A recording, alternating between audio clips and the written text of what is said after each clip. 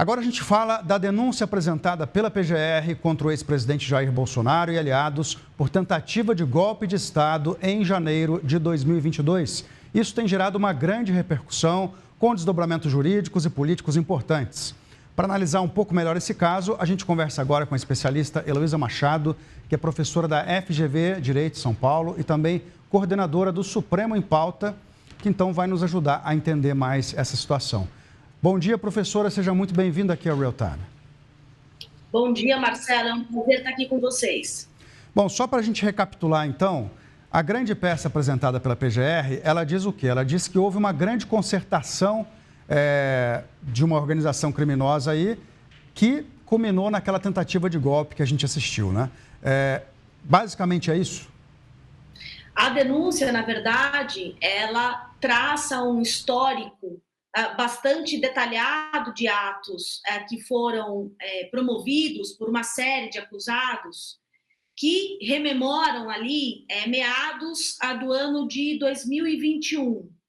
Então, para a Procuradoria-Geral da República, a tentativa de golpe e a tentativa de abolição violenta do Estado Democrático Brasileiro teria começado em 2021 com um enorme plano que envolvia estabelecer dúvidas sobre a lisura do sistema eleitoral, atacar as instituições e criar um plano concreto caso Jair Bolsonaro não vencesse as eleições presidenciais de 2022. E aí, o 8 de janeiro de 2023, ele se torna um dos episódios de um complexo planejamento de um golpe e de abolição do Estado Democrático de Direito no Brasil, que vai, querendo ou não, contextualizar a atuação de todos esses políticos envolvidos. Então, a gente não fala única e exclusivamente sobre o 8 de janeiro, a PGR apresenta essa denúncia. O 8 de janeiro ela é só, vamos dizer assim, o ápice, né, mais visível do que aconteceu com essa tentativa de golpe. Mas ele já estava sendo planejado e colocado em curso desde 2021, de acordo com a denúncia. E um outro ponto importante é que essa denúncia separa uma série de núcleos envolvidos na prática desses crimes. Um núcleo político, que envolve o ex-presidente Jair Bolsonaro e o candidato à vice-presidência Braga Neto, além de uma cúpula de militares que o circundava no governo federal e também, claro, de alguns agentes políticos. Um núcleo de gerenciamento, um núcleo operacional e um outro núcleo de desinformação. Então, a PGR apresentou, na verdade, 4 denúncias, todas relativas aos mesmos fatos, aos mesmos crimes, identificando condutas diferentes para os participantes de cada um desses núcleos. Então, uma grande organização criminosa foi descrita pela PGR nessa denúncia oferecida ao Supremo. Eu queria que você comentasse agora quais são as provas mais fortes contra o ex-presidente Jair Bolsonaro. Como é que você enxerga a robustez do conjunto de provas contra ele, especificamente? A denúncia, nesse momento, ela será avaliada pelo Supremo Tribunal Federal a partir de indícios de autoria e materialidade, que é o que exige a lei. Então, essa denúncia traz uma história coerente, uma série de depoimentos, de documentos, de mensagens, de reuniões, de atas de reuniões, muitos pronunciamentos feitos abertamente pelo próprio ex-presidente Jair Bolsonaro, uma série de conversas por WhatsApp, e tudo isso ainda entremeado pela colaboração premiada de Cid. Então, a denúncia traz muitos elementos e variados elementos para sustentar essa história que está sendo contada pela Procuradoria-Geral da República. Mas é importante dizer que essa denúncia ela é o passo inicial. Ela precisa apresentar indícios de autoria, ou seja, de que alguém cometeu um crime, e indícios de materialidade, de que este crime aconteceu. Outras provas, inclusive produzidas pela defesa, serão produzidas caso a denúncia seja aceita e se dê início a uma ação penal no Supremo Tribunal Federal. A defesa do ex-presidente, pelo menos a defesa política, né, os políticos que o defendem, eles estão dizendo que essa denúncia não passa de uma narrativa da PGR. Como é que você responde a isso?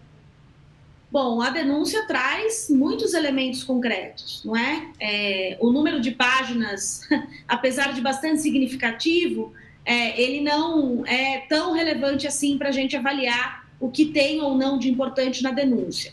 Como eu disse, a gente tem uma série de depoimentos, de mensagens por WhatsApp, de documentos que foram recuperados pela Polícia Federal em uma série de operações que tiveram a determinação de busca e apreensão, mensagens que estavam sob sigilo, uma série de elementos que corroboram o que a Procuradoria-Geral da República está afirmando.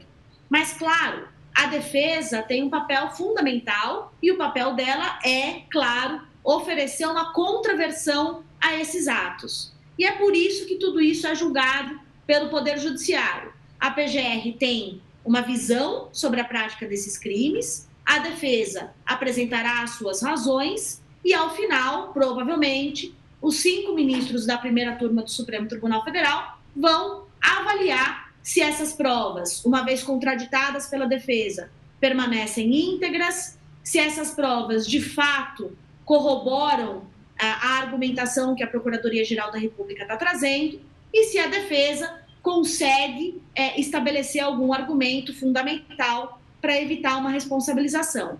Então, a gente não está falando aqui de narrativas, mas a gente está falando de como o processo penal é construído e como ele tem como propósito chegar ao final, que é uma decisão judicial, seja ela absolutória ou condenatória. Vamos falar um pouco de prazos aqui. O STF, na sua opinião, deve demorar quanto tempo para dizer se aceita ou não a denúncia? E depois eu queria entender também que, se a denúncia for aceita, quanto tempo de processo, mais ou menos, até ter um julgamento?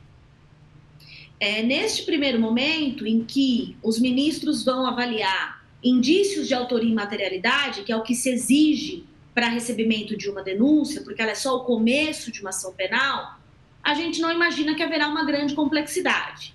Isso dependerá de uma liberação dessa denúncia pelo ministro relator, que é o Alexandre de Moraes, para julgamento na primeira turma, e de uma agenda de julgamentos na primeira turma capaz de incluir esse caso no seu calendário. Mas eu não imagino que isso vá demorar muito. Caso a denúncia seja aceita e, de fato, Bolsonaro se transforme em réu e dê início a uma ação penal no Supremo, há uma série de atos processuais a serem praticados. A defesa vai apresentar os seus argumentos, testemunhas serão ouvidas, haverá uma série de sessões ali de julgamento, até que, de fato, se chegue a uma conclusão.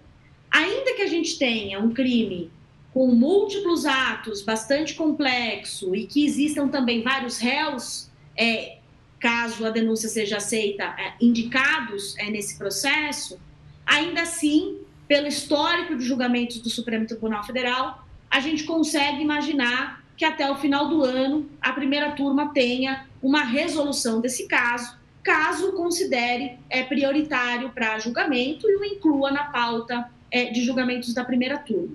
Então, é razoável se imaginar que dentro de um ano se tenha uma resposta.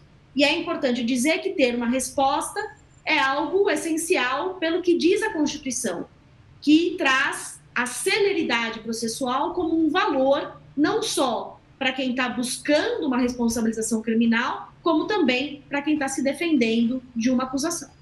Heloísa Machado, professora de Direito da FGV, muito obrigado pela sua participação aqui no Real Time. Bom dia para você. Foi um prazer, obrigada.